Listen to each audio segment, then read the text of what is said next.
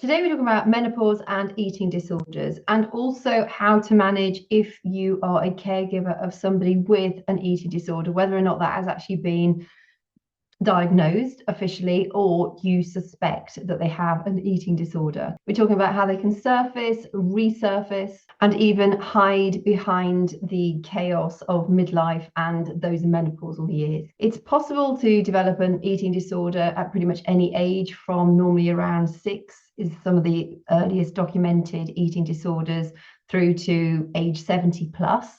But there has been a significant rise in middle-aged women who have been diagnosed as having an eating disorder.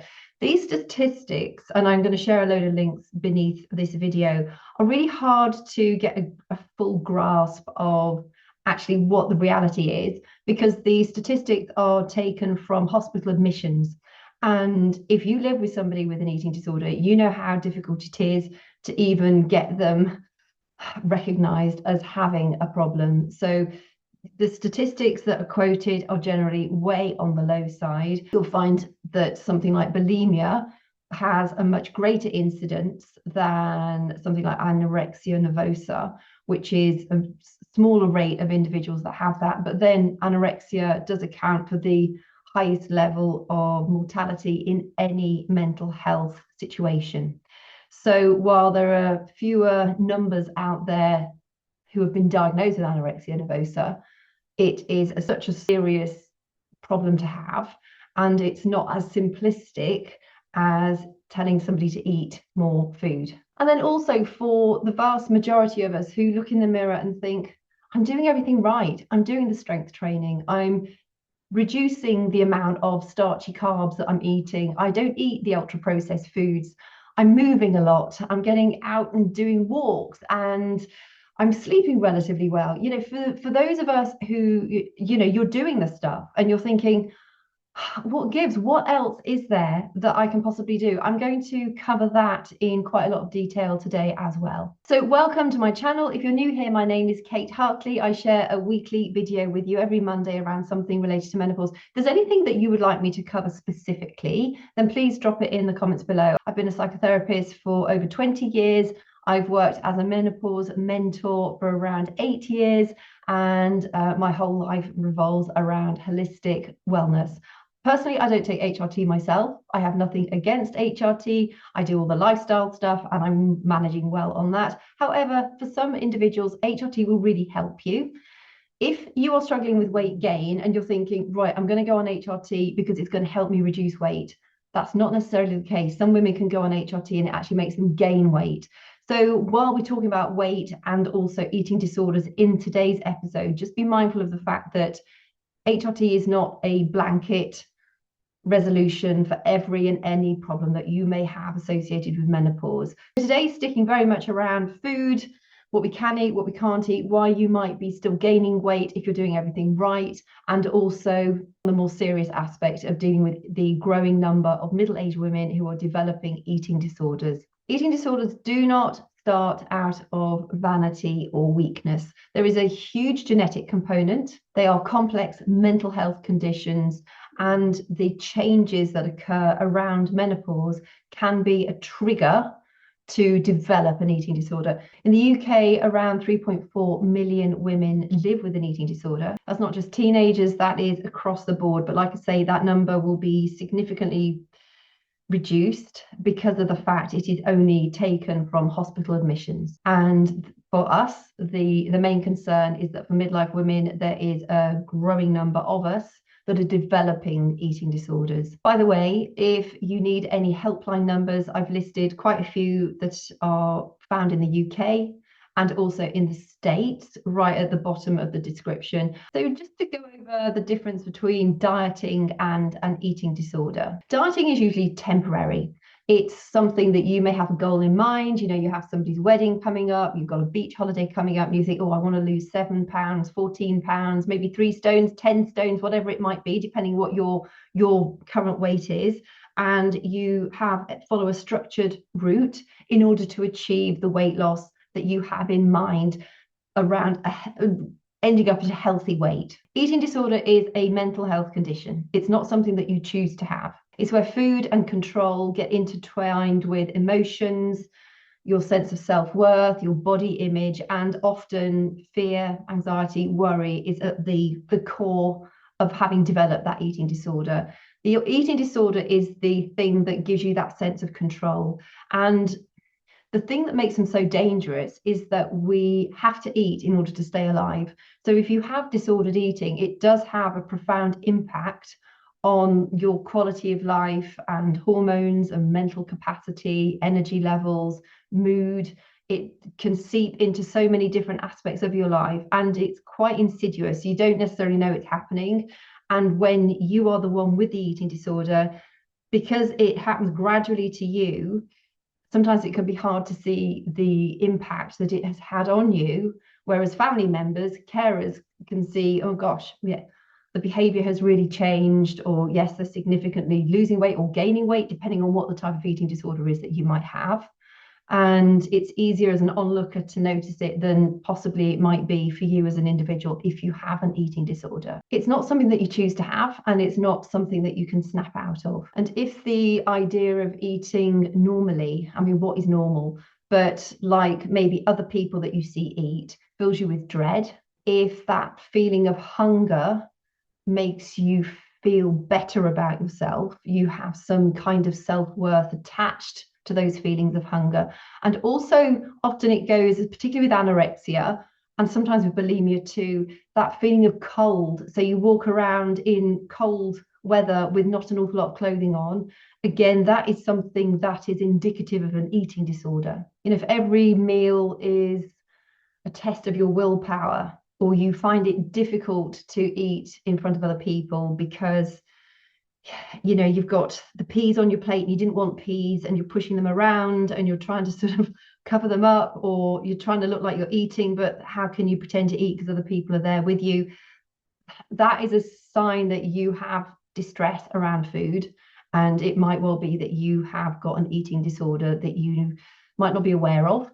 And indeed, if you are aware of it, then you will know what that feeling is like. And for midlife women, eating disorders can be especially cruel because they can hide the onset of perimenopause and menopause.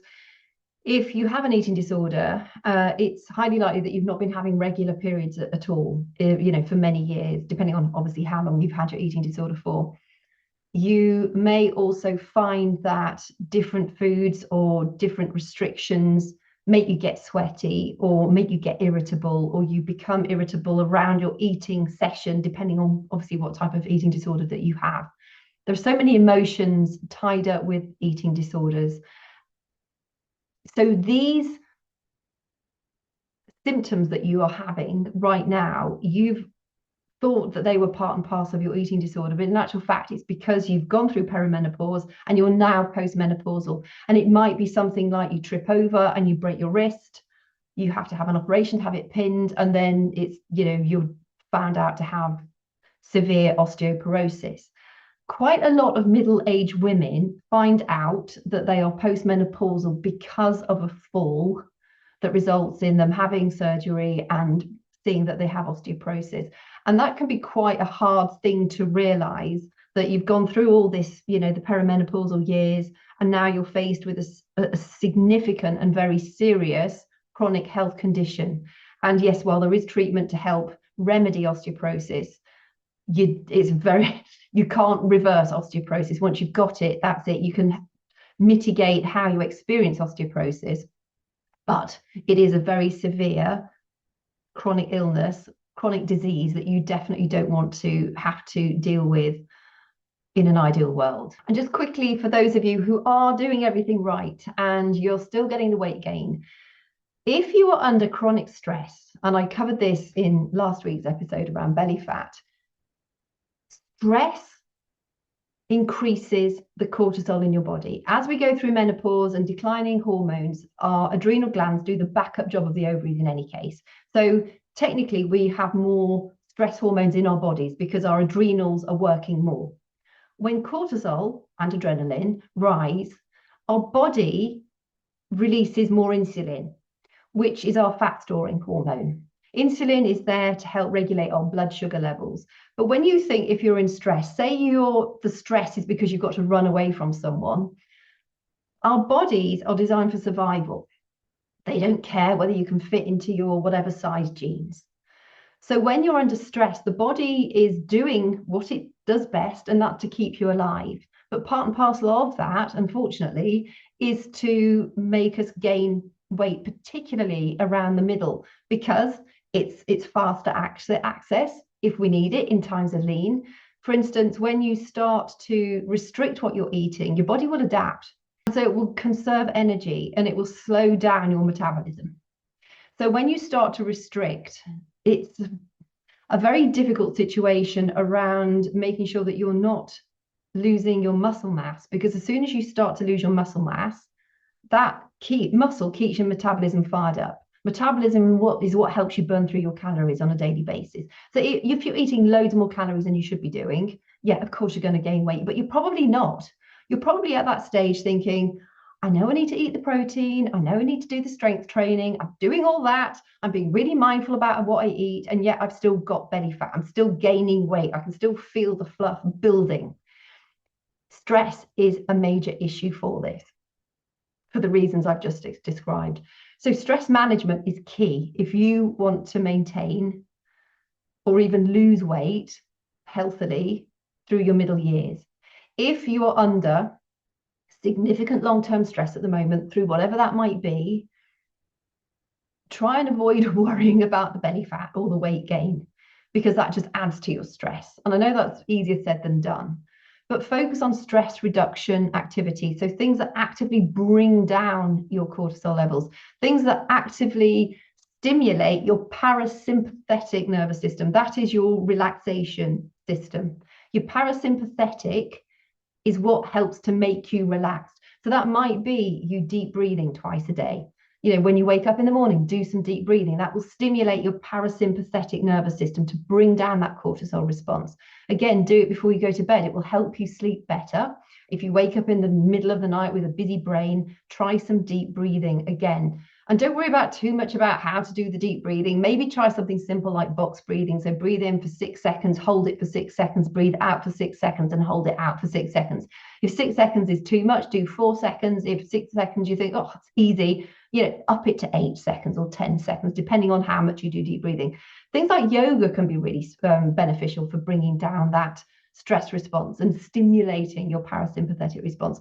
We think that just by sitting down and doing nothing, we're naturally stimulating our parasympathetic response. We're not.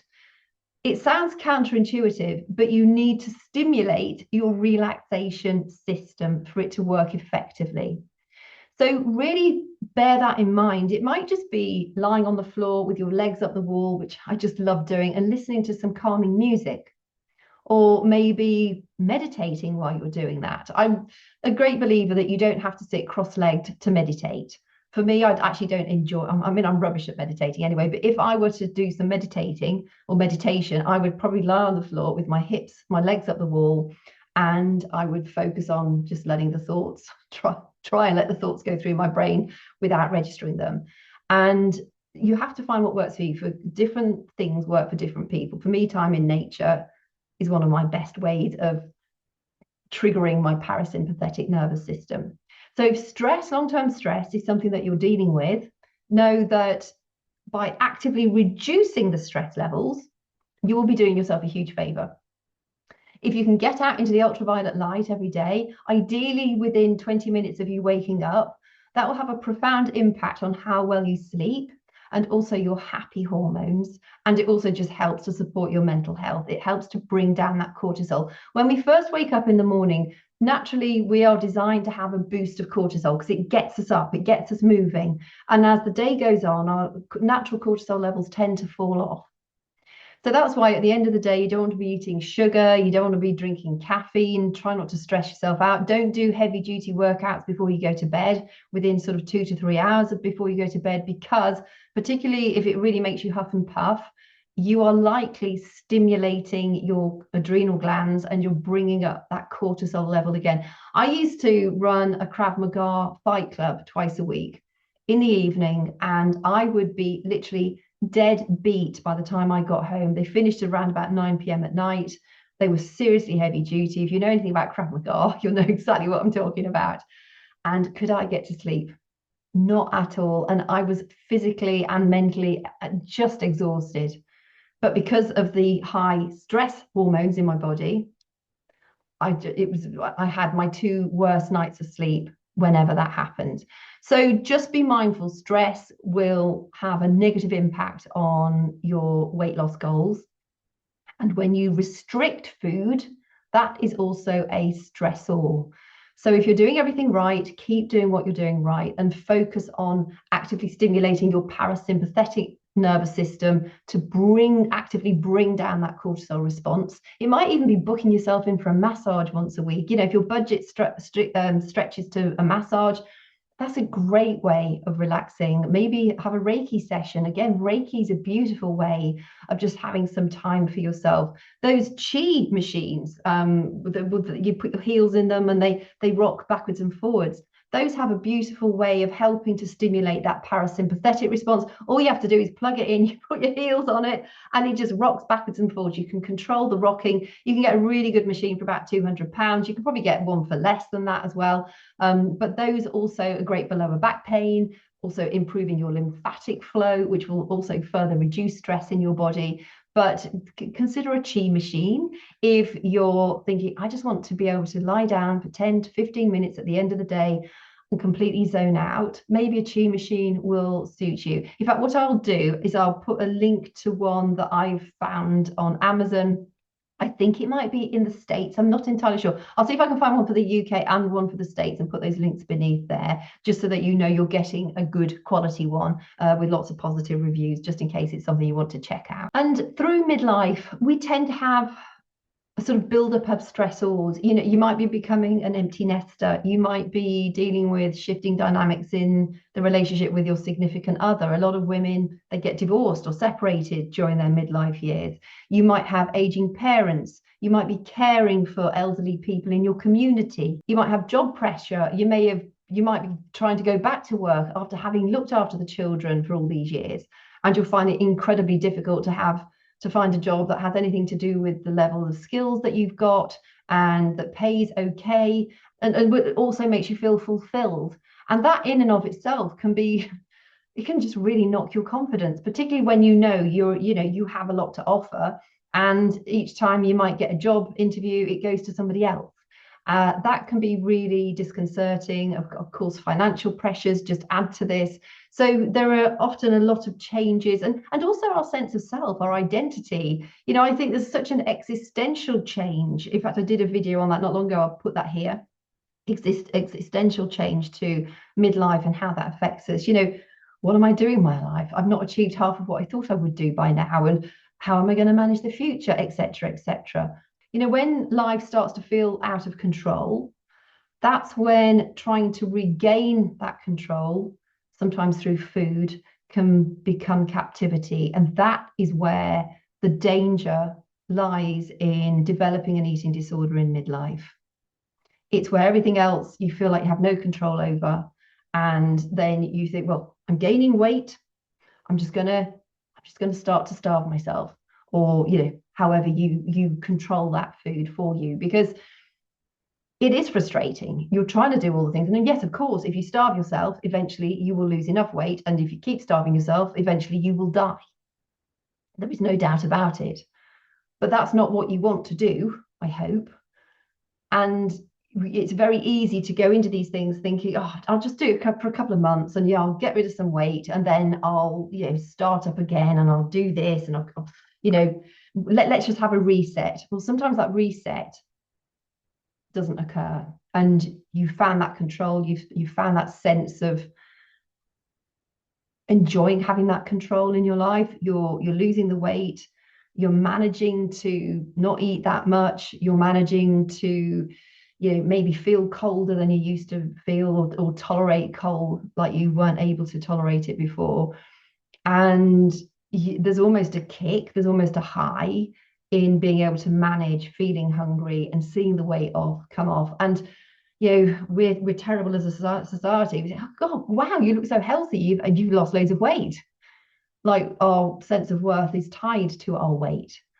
And yes, being realistic, I want to lose a few pounds because I have got that belly fat at the moment, but I've been going through a long period of stress, and yeah, I'm actively working on it too, in as much as I can.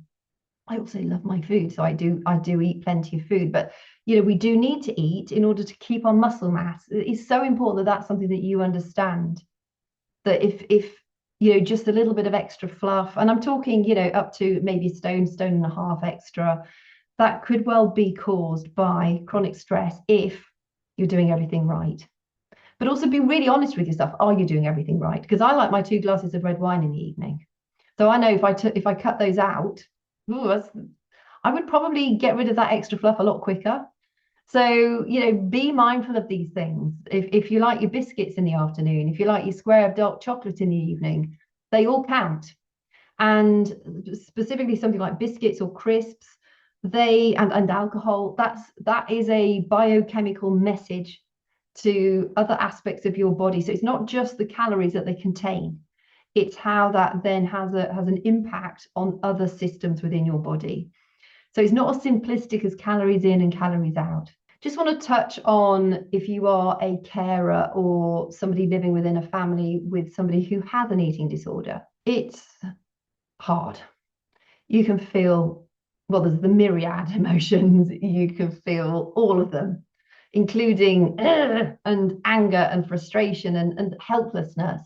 And then, of course, the guilt and the shame, and then happiness when they make progress, and then the just crushing disappointment when that progress stops, particularly if it's an adult, so they're over the age of 18 and they self-advocate. They have to self-advocate because that's the way the healthcare system is set up.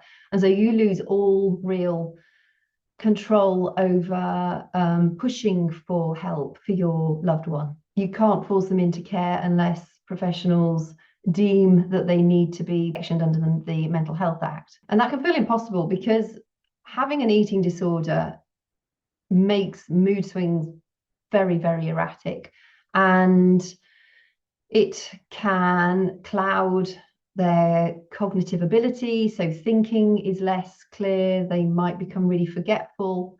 It can be very difficult to talk to somebody who has an eating disorder honestly, because their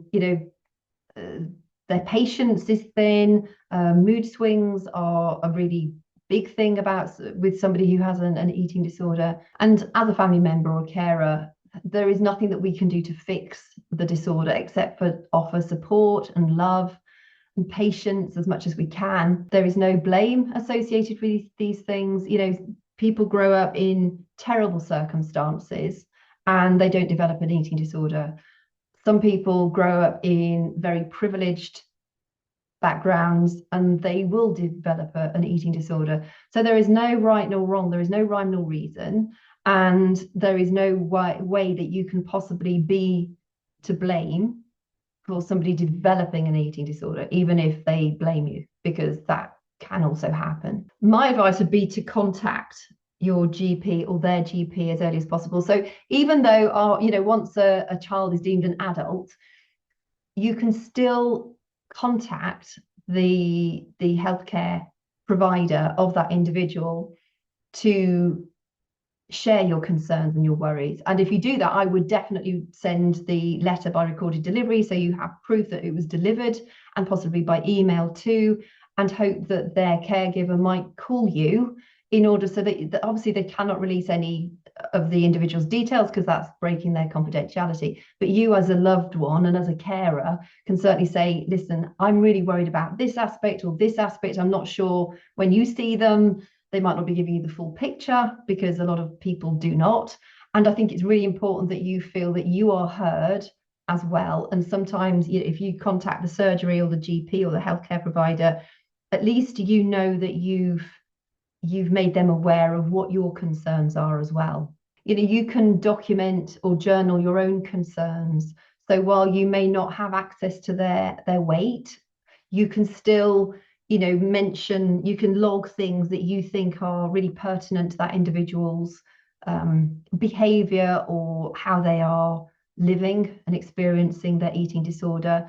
And so if ever urgent care is needed, you can provide the hospital or the doctor with that list of information that you've compiled. And it could actually be something that they would find really helpful to, to use as a basis to see how this eating disorder is progressing. And also know how you would manage if, for instance, somebody you love has a fit or a seizure or collapses. What do you do? What would you do? Do you have access to a local defibrillator? Would you, do you know you need to phone 999 or 111? What are your emergency services numbers that are available to you? Do you know who else you might need to call? Do you have a way of immediately contacting somebody close to you if in fact that happened? And some people shut their phones off at night or they put them on silent. So is there a way that I always have numbers that are their priority numbers? So through the night, if I get a number or call off certain members of my family or loved ones, it always comes through. But for everybody else, my phone is silent. So there are settings on your phone where you can possibly do that. So that's also worth looking at to make sure that you have those priority numbers that can access you at any time of the day or night, so that you know that you're not going to miss anything crucial if indeed you need to be notified of something. And caring for somebody with an eating disorder or any kind of chronic mental health problem is just overwhelming at times. It's exhausting, it's heartbreaking. And while you run the gamut of all the emotions every single day, most likely, it's so important also that you take care of yourself. Because if you're able to find those little windows of time, of humor, of fun, of getting out, of spending time with friends and prioritizing things that you need to do as well, it just gives you more resilience for when things are not so good at home, or indeed wherever that relationship occurs with that person that you have that close relationship who might be struggling with an eating disorder. There are carer support groups. Your community health officer should be able to point you in the right direction. You can also phone a lot of the numbers that I've listed below that will also give you resources. They also have websites. You can go and check on their websites to see what support might be out there for you as a carer. And indeed, if you individually are struggling with eating disorder, make a note of these numbers, because when you're feeling particularly low, or you just need that hug or whatever it might be that you need, those numbers are there designed specifically for you. And make a note of the numbers and the times that these lines are open, because they're not always all open. And yes, Samaritans is always open. It's 24/7, 7 days a week. Emergency healthcare, always open. But some of the other institutions like BEAT, like Mind, like Rethink Mental Illness, like ANAD, the National Alliance for Eating Disorders Helpline, they have operating hours. So just be mindful of that, because it would be really frustrating if you phoned one of these and it's out of their working hours. And recovery takes time. There are various percentages of people who make a full recovery, who make a partial recovery, and who live with the eating disorder chronically for the rest of their lives. And as a carer, there is only so much that you can do. And for the person with the eating disorder, take good advantage of the care in the community for you. I know sometimes it's not as easy to get as you want it to be, and it can be really difficult because you might go into a rehabilitation unit, you're there for a while, and then you come out and you're back in the big wide world with all the problems and the issues and the worries and the concerns that maybe triggered the eating disorder in the first place. But continued therapy will help to support you and help you to reframe how you see various challenges in your life, help you to build up your self-worth, help you to understand if you have body dysmorphia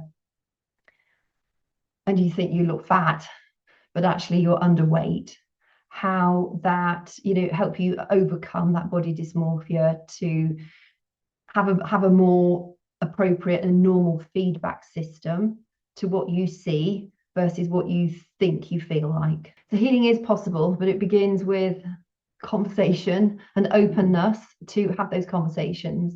Understanding, I would say, choosing connection over control. And I know it's much easier to say than it is to do, but little by little, day by day, and it's not linear. It's not going to be, today get better and tomorrow's going to be even better and the day after that will be even betterer. It's not like that. It's an ever moving squelch of life that has an impact on everyone, caregivers and people with eating disorders alike, or the menopausal woman just trying to feel healthy and lean and strong and feel that the effort she's putting in is paying off and giving her the results that she wants to get. So we've tied in a few different aspects of midlife weight gain and eating situations and experiences in today's Menopause Monday. Always know there is help out there. Sometimes we need to be our own best advocate if we're in a position to advocate for ourselves. If you're a carer, look after yourself as well. And if you have an eating disorder, please make sure that you are phoning those numbers, researching those websites if you haven't done so already that I've listed beneath this video, and take action to get support. Because no matter how comfortable you feel with that control right now, having that sense of control is ultimately shortening your life span, very possibly. You can make progress, and I know it's hard, but it can be done.